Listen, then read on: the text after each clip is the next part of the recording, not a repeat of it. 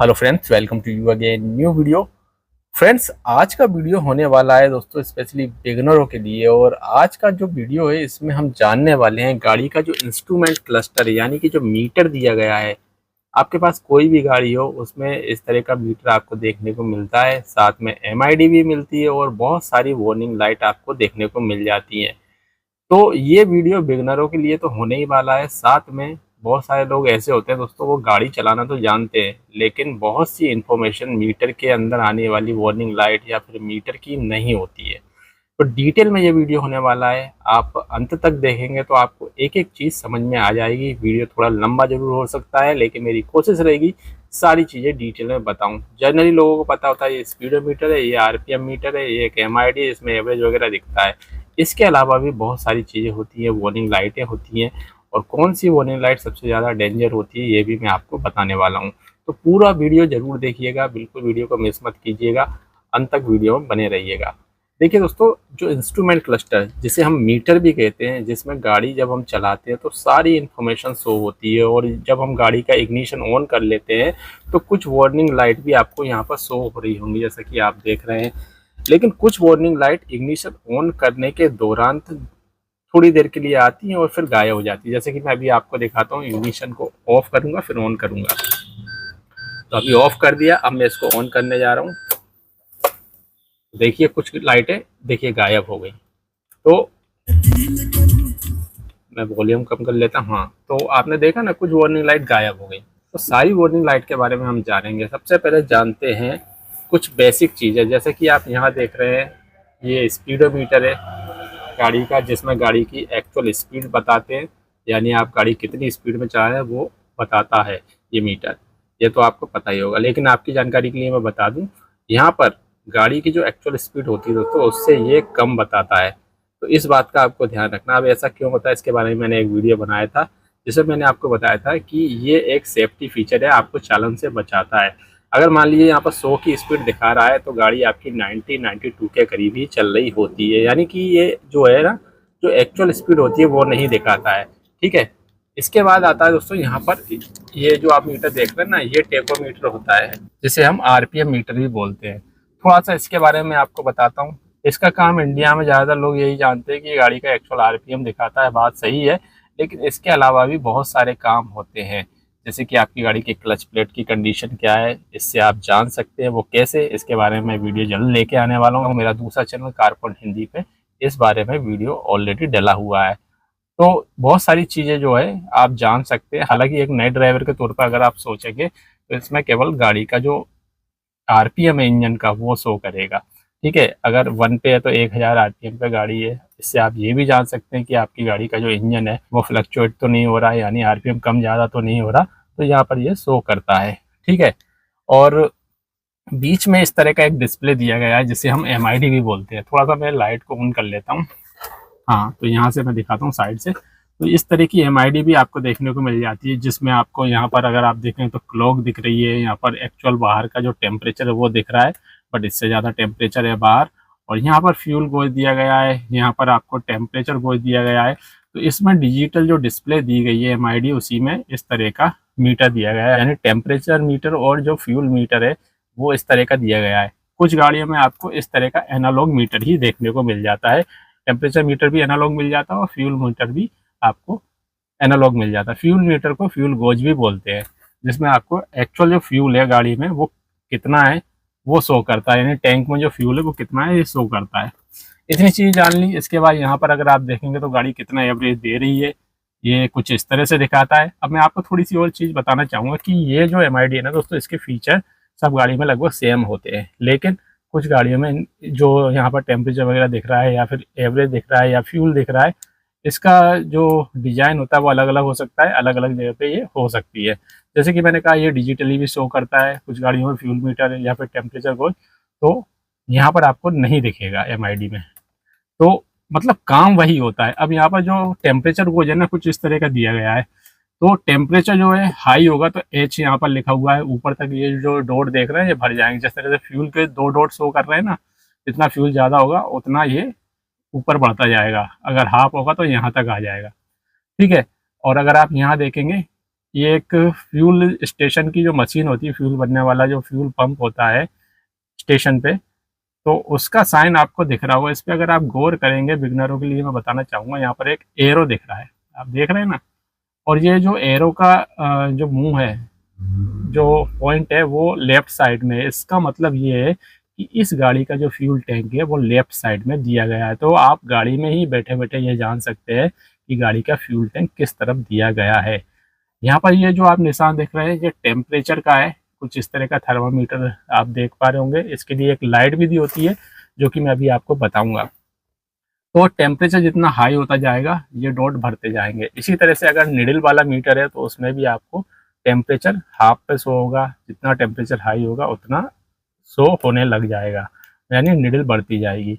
इस तरह फ्यूल का भी होता है, जो छोटा सा आपको अलग से एक मीटर दिया जाता है इस तरह का एनालॉग, तो अगर फ्यूल जितना होगा उतना शो करेगा। तो ये सब बेसिक चीज़ें हो गई। अब यहाँ पर आप बैटरी वगैरह देख रहे होंगे, इसके बारे में बात नहीं करेंगे क्योंकि ये गाड़ी हाइब्रिड है, आप देख पा रहे होंगे यहाँ पे स्मार्ट हाइब्रिड लिखा हुआ है।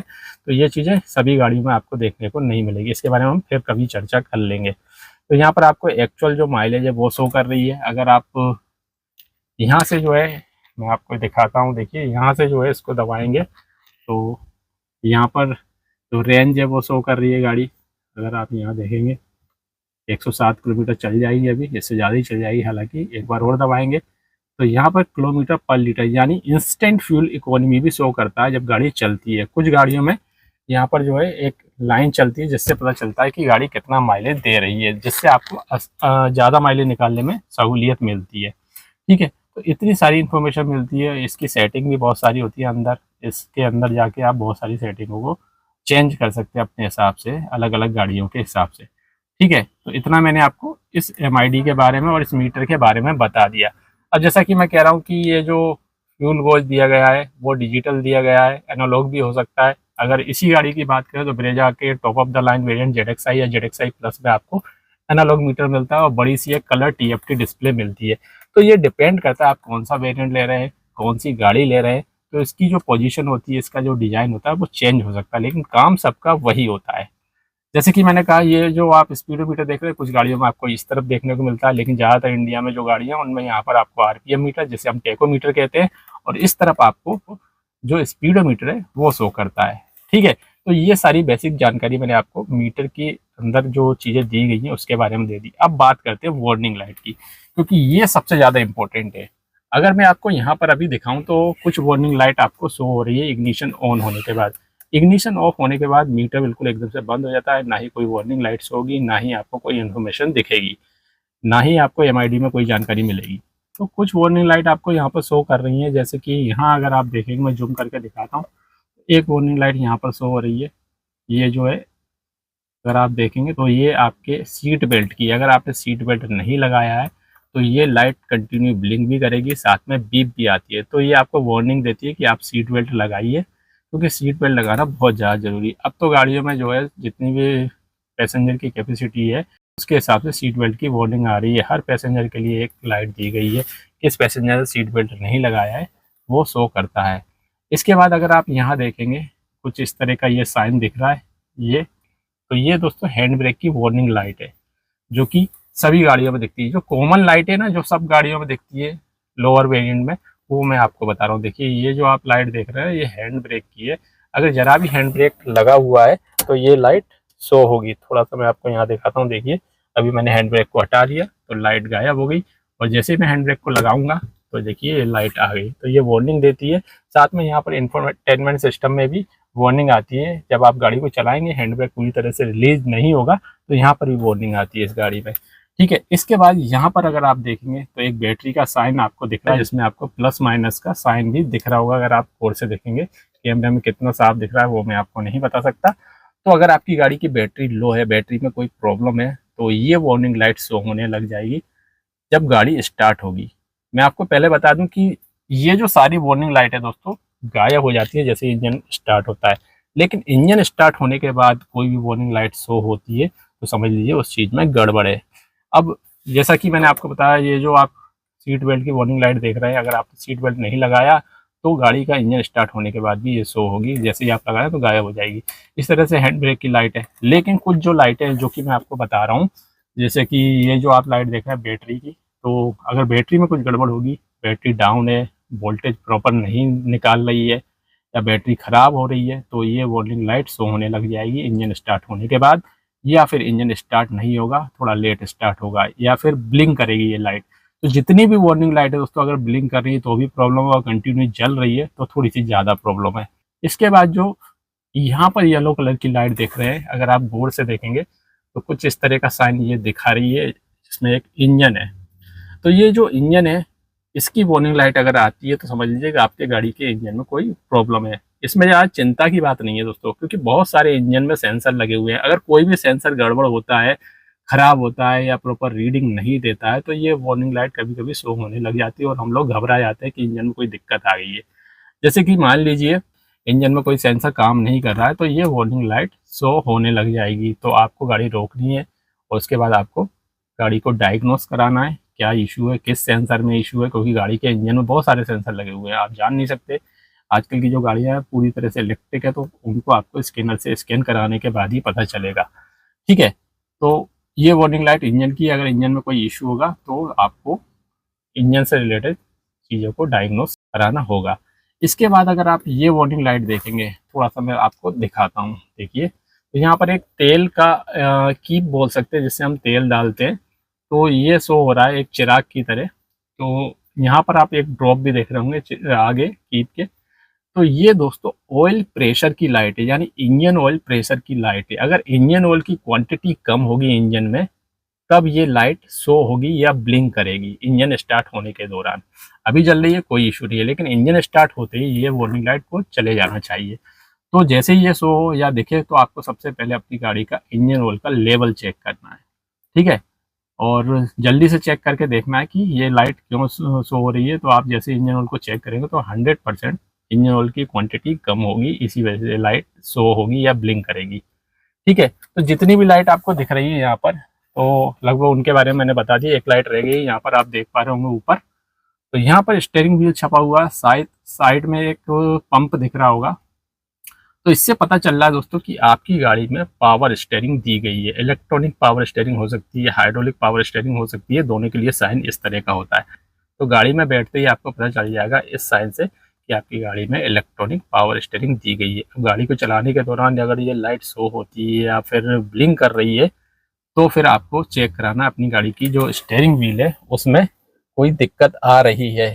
ठीक है, तो आपकी गाड़ी में स्टीयरिंग व्हील में, तो आपको चेक कराना है कि स्टीयरिंग व्हील में क्या प्रॉब्लम आ रही है, क्योंकि ये लाइट तभी शो होगी जब स्टीयरिंग व्हील की मोटर काम नहीं करेगी, आपकी गाड़ी का स्टीयरिंग व्हील प्रॉपर काम नहीं करेगा। और ये काफ़ी रिस्की चीज़ हो सकती है, अगर आपने ध्यान नहीं दिया तो कुछ बड़ी घटना भी हो सकती है। गाड़ी आउट ऑफ कंट्रोल भी हो सकती है, स्टीयरिंग फेल होना जिसे हम कहते हैं, तो वो भी हो सकता है। ठीक है, तो ये सब कुछ जानकारी है। अब थोड़ी सी एक चीज़ और मैं आपको बता दूँ, एमआईडी में बहुत सारी जो डिटेल है उसके बारे में तो बात नहीं करेंगे। जैसे वो डोर वार्निंग भी आती है, जैसे मैं डोर को ऑन करूँगा तो यहाँ पर देखिए कुछ इस तरह से डोर दिखता है, कौन सा वाला डोर खुला हुआ है। अब बात करते हैं जो लाइटें इग्निशन ऑन करने के दौरान थोड़ी देर के लिए आती हैं और चले जाती हैं। तो इग्निशन को मैं ऑन करके दिखाता हूँ। तो देखिए इग्निशन को मैंने ऑन किया। अब यहाँ पर आपने देखा होगा एक लाइट आई होगी जिसमें की थी, यहाँ पर देखना आप, यहाँ पर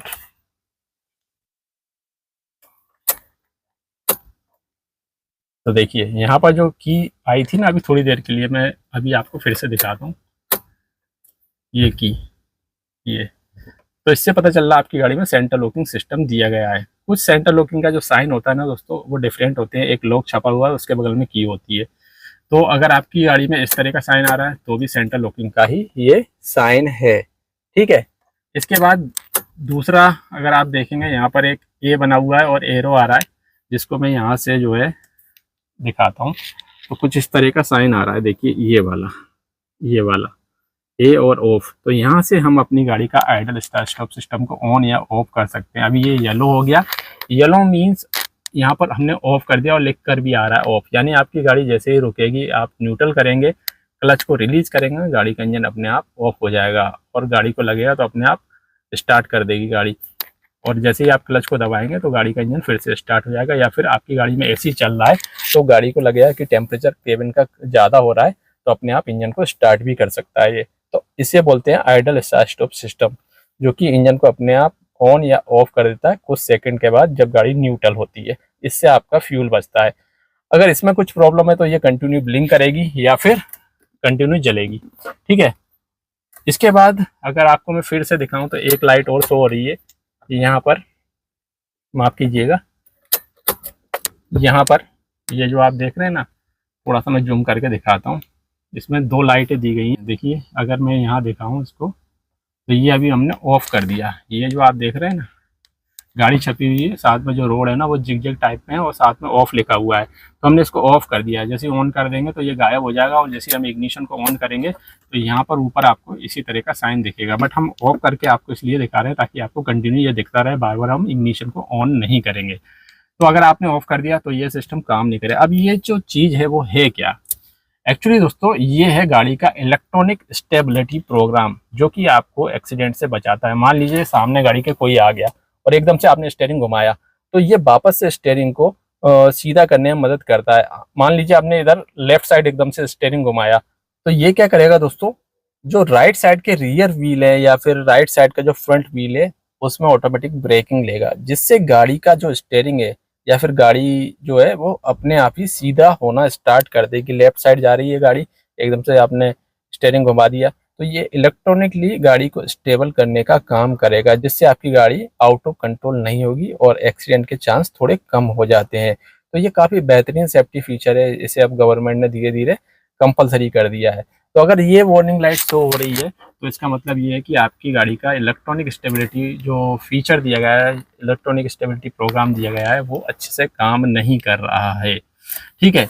अब फिर से मैं इग्निशन को ऑफ करता हूं और वार्निंग लाइट दिखाता हूं। तो अगर आप यहां देखेंगे तो एक एयरबैग की लाइट आ रही है, जूम करके दिखाता हूं। देखिए कुछ इस तरह की, ये गायब हो जाएगी अगर आपकी गाड़ी के एयरबैग सिस्टम में कोई प्रॉब्लम आ रही है तो यहाँ पर ये लाइट वार्निंग देने लग जाएगी या ब्लिंक करने लग जाएगी, कंटिन्यू भी ये ऑन हो जाएगी। तो एयरबैग फिर जो है प्रॉपर काम नहीं करेंगे। इसके बाद और लाइटों को देख लेते हैं। तो यहाँ पर अगर आप देखेंगे तो ABS की लाइट भी आ रही थी येलो कलर की, जो कि हैंड ब्रेक लाइट के जस्ट नीचे दी गई है, कुछ इस तरह की।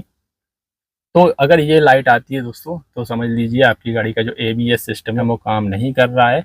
ABS का मतलब होता है एंटी लॉक ब्रेकिंग सिस्टम। ये भी एक सेफ्टी फीचर है जो कि गाड़ी के व्हील्स में एकदम से ब्रेक नहीं लगाता, आपकी गाड़ी को स्किड होने से बचाता है। ठीक है।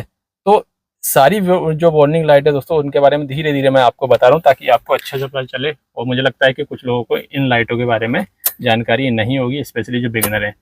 तो इसके बाद यहाँ पर मैं आपको बता रहा था ना, यहाँ पर एक लाइट आ रही है, देखिए मैं थोड़ा जूम कर देता हूँ। और ये जो लाइट है ना, गौर कीजिएगा, जो कि हमने यहाँ पर टेम्परेचर गोज में देखा था ना, ये साइन वही शो होगी।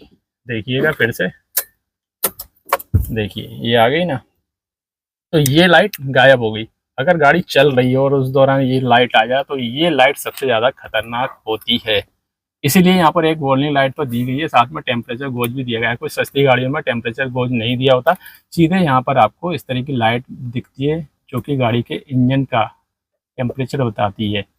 एक्चुअल में ये इंजन का टेम्परेचर नहीं बताती। कुछ लोग सोचते हैं कि इंजन का टेम्परेचर बताती है, एक्चुअल में ये कूलेंट का टेम्परेचर बताती है। गाड़ी के अंदर जो कूलेंट होता है उसका टेम्परेचर बताती है कि गाड़ी का कूलेंट का टेम्परेचर कितना है। अगर कूलेंट का टेम्परेचर हाई जाएगा तो डेफिनेटली इंजन का टेम्परेचर भी हाई जाएगा।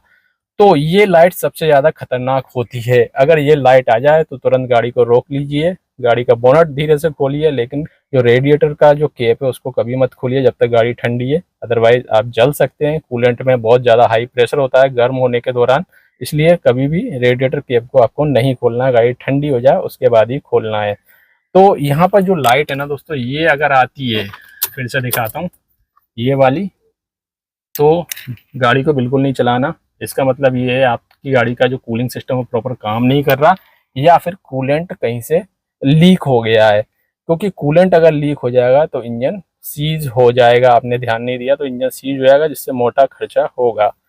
तो ये वार्निंग लाइट सबसे ज़्यादा खतरनाक है। इसके अलावा जो वार्निंग लाइट दी गई है वो इतनी ज़्यादा खतरनाक नहीं है। हालांकि जो इंजन की लाइट है, इंजन की जो वार्निंग लाइट यहाँ पर मैं दिखा रहा हूँ ना, ये इसे हम माल फंक्शन लाइट भी बोलते हैं, ये भी थोड़ी सी खतरनाक होती है, लेकिन ये जो है इसके मुकाबले थोड़ी कम खतरनाक है। इसमें आप थोड़ी सी गाड़ी को चला सकते हैं, बट जो कूलेंट की वार्निंग लाइट आ रही है, टेम्परेचर लाइट, वो सबसे ज़्यादा खतरनाक होती है। इसके अलावा भी अलग अलग मॉडलों में दोस्तों बहुत सारे फीचर होते हैं, उसी हिसाब से लाइट दी जाती है। जैसे कि इस गाड़ी में जितनी लाइटें थी मैंने आपको बता दी, बेसिकली इतनी ही लाइटें गाड़ियों में होती है। और इनके MID के अंदर ही बहुत सारे फीचर होते हैं जो कि मैं आपको कुछ वीडियो में बताने वाला हूँ। तो ये इन्फॉर्मेशन थी पूरी, जो MID में लाइटें दी गई हैं, वार्निंग लाइट दी गई है, जो मीटर दिया गया है, या फिर MID के अंदर जितने ही फीचर दिए गए हैं उनके बारे में, जिसे मुझे लगता है कि सभी को जानना बहुत ज़्यादा ज़रूरी है। स्पेशली जो बिगिनर होते हैं उनको ये जानकारी नहीं है, वो इसी कारण से अपनी गाड़ी का इंजन सीज भी करवा लेते हैं। आपने देखा होगा कि गाड़ी का कूलेंट रिस गया है, गाड़ी कहीं से नीचे से लग गई है, जो ऑयल चैम्बर है जिसे हम ऑयल पैन बोलते हैं वो लीक हो गया, ऑयल निकल गया, तब भी ऐसा होता है कि गाड़ी का इंजन बिना इंजन ऑयल के चल रहा होता है और वो सीज हो जाता है। या फिर कूलेंट लीक होने के दौरान या कूलेंट खत्म होने के दौरान गाड़ी को लोग चलाते रहते हैं, जिससे इंजन सीज हो जाता है, इंजन का टेम्परेचर हाई चला जाता है और वो वार्निंग लाइट पे ध्यान नहीं देते। तो जो वार्निंग लाइट होती है दोस्तों टेम्परेचर की और इंजन की, ये सभी गाड़ियों में आपको देखने को मिलेगी। हैंड ब्रेक वगैरह की तो जो लाइटें हैं वो बेसिक है ही, लेकिन ये वार्निंग लाइट सबसे ज़्यादा डेंजर होती है। एक मैंने आपको बताया जो टेम्परेचर लाइट है वो, साथ में इंजन की लाइट, बाकी इसके अलावा कोई दिक्कत की बात नहीं है। आप ये जो लाइट देख रहे हैं ना, लो प्रेशर इंजन ऑयल की या फिर लो इंजन ऑयल की, तो ये भी थोड़ी सी खतरनाक है। अगर ये आती है तब भी आपको ध्यान देना है कि इंजन ऑयल का लेवल है वो कितना है। तो ये एक जानकारी थी। आपको ये जानकारी कैसी लगी कमेंट में ज़रूर बताइएगा। अगर आपका कोई सवाल है तो कमेंट में टाइप करके ज़रूर भेजिएगा, मैं रिप्लाई कर दूंगा।